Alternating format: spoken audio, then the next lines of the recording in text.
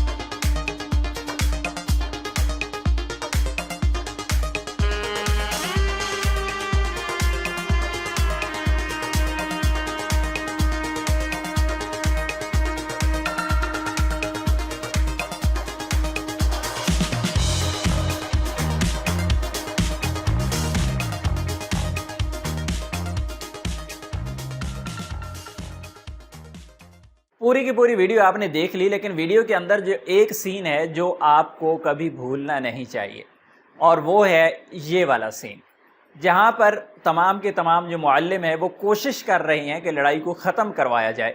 लेकिन जब एक लड़के को पकड़ा गया, उसके हाथ से डंडा लिया गया, उसके हाथ में गातरा था वो ले लिया गया, तो उस्ताद ने उसे रोकने की कोशिश की, और बदतमीज़ी की ये इंतहा थी कि उसने उस्ताद के सर से भी गातरा उतार के वहाँ से जाके लड़ाई के लिए वो मैदान में कूद गया। एक वक्त था कि उस्ताद से लोग नज़रें नहीं मिला सकते थे। एक वक्त था कि रास्ते में आते हुए उस्ताद अगर सामने आ जाते थे तो रास्ता बदल लेते थे, सिर्फ़ अदब एहतराम की वजह से कि उस्ताद का सामना कैसे करूँगा। लेकिन ये हालात आपके सामने हैं, और जब से तालीम पेड हुई है, जब से तालीम का मकसद पैसा बन गया है, चाहे तालीम हासिल करने वाले पैसे के लिए तालीम हासिल करने लगे और चाहे तालीम देने वाले पैसे के लिए तालीम देने लगे, तो उसके बाद तालीम का हाल और तरबियत का हाल कुछ ऐसा ही हो गया। अल्लाह रब्बुल इज़्ज़त से दुआ है कि अल्लाह हम सब को हिदायत नसीब फरमाए। अपनी दुआ में याद रखिएगा। अस्सलाम वालेकुम।